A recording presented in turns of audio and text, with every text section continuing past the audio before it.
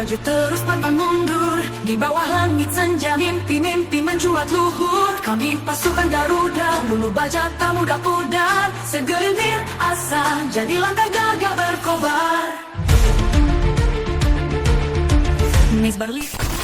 Layaknya pungguk merindui rembulan, Timnas Indonesia sekarang benar-benar bermimpi untuk bisa menembus level Piala Dunia. Dan seperti yang kita tahu, rintangan untuk menuju ke sana sangat-sangat sulit. Maka dari itu, butuh lebih dari yang namanya sekedar harapan buat mewujudkannya. Yang mana, usaha baik teknis maupun non-teknis benar-benar harus dilakukan dengan totalitas. Yap, seolah mengerti akan sikon yang ada, PSSI sebisa mungkin melakukan yang terbaik agar tim yang diracik oleh Shin Tae-yong bisa main maksimal di tiap pertandingan. Mengingat bobol level lawan yang dihadapi, jelas Indonesia butuh dari sekedar pemain bagus, melainkan juga pastinya top. Oleh karenanya, meskipun udah kedatangan 2 pemain baru dalam diri Misil Gers dan Eliano Reinders, PSSI disinyalir masih akan melanjutkan penambahan gerbong grade A++ untuk membuat timnas Indonesia semakin kuat. Nah, jika semua bisa berjalan sesuai rencana, maka media-media ternama, baik di Asia ataupun luar Asia, menilai jika peluang Indonesia untuk mencetak sejarah baru sangat-sangat bisa. Terlebih jika Indonesia berhasil diperkuat oleh pemain-pemain yang secara level udah biasa main di level Eropa. Sudah pasti peluang itu semakin nyata adanya. Harapan tak terhenti walau badai membiru. Dari Sabang sampai Merauke semangat menyambut padu. Kami pasukan Garuda meraih asa tertinggi. Tahu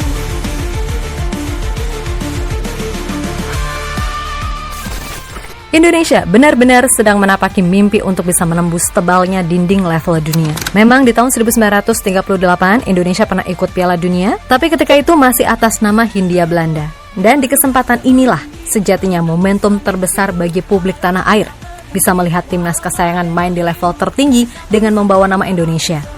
Tentu saja untuk mencapai ke arah sana diperlukan effort yang luar biasa ngeri.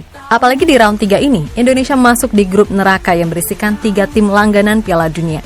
Maka secara hitung-hitungan realistis, bisa menyegel posisi 3 atau 4 aja udah luar biasa untuk kemudian bertarung habis-habisan di round 4.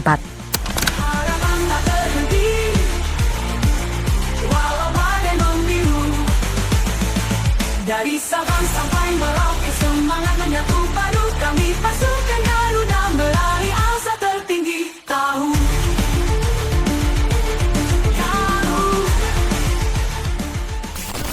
Yap, tentu saja untuk mencapai mimpi yang ada dibutuhkan komponen-komponen yang bisa mendukung mimpi itu agar terwujud. Dan untuk timnas Indonesia, jelas komposisi kedalaman skuad yang balance pada akhirnya menjadi sesuatu yang gak bisa dibantah.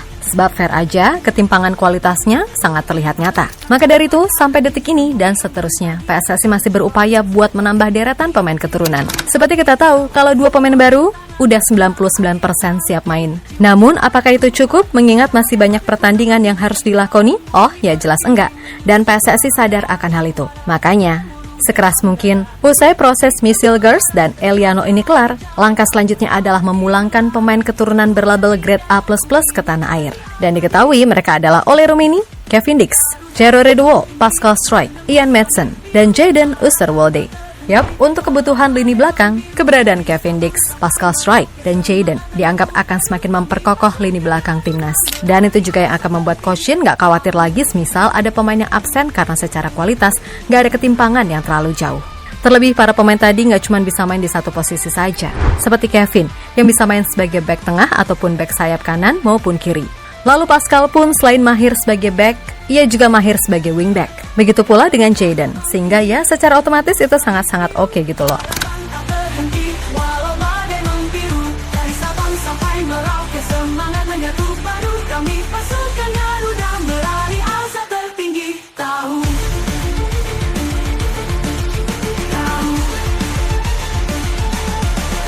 Garuda terbang tinggi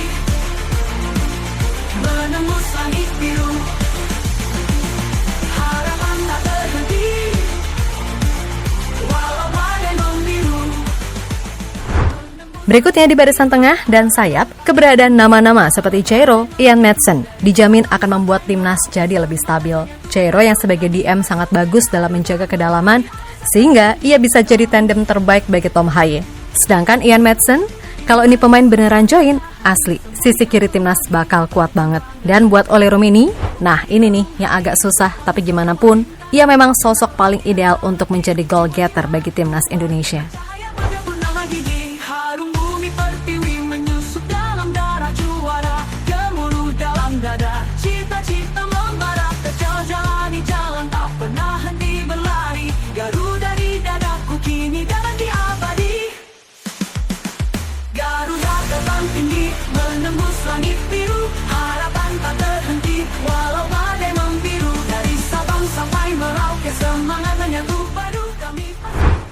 Di sisi lain, melihat gimana manuver PSSI membuat media-media asing merasa yakin jika Indonesia benar-benar bisa tampil dengan tim impian yang diharapkan, maka peluang menuju Piala Dunia itu sangat-sangat terbuka.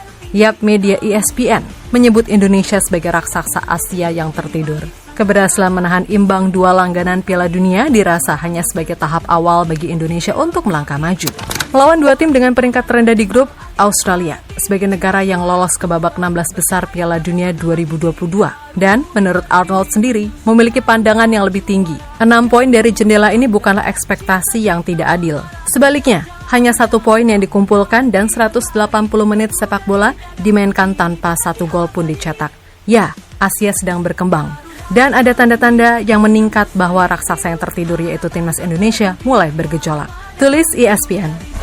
Selanjutnya, ada media ternama Korea Selatan, Donga, yang juga meyakini kalau bersama Coach Shin, Indonesia kini benar-benar jadi tim yang sangat berkembang pesat. Untuk itu, lolos Piala Dunia sejatinya bukan hal yang mustahil. Di bawah arahan Shin Tae-yong, Indonesia tampil luar biasa di awal kualifikasi. Perlu dicatat, Indonesia menjadi satu-satunya wakil dari Asia Tenggara di putaran ketiga kualifikasi Piala Dunia 2026. Meskipun menghadapi lawan-lawan tangguh, Shin Tae-yong tetap percaya diri bahwa timnya akan tampil maksimal. Tulis media Donga. Sampai merauke semangat menyatu padu, kami pasukan Garuda meraih asa tertinggi. Tahu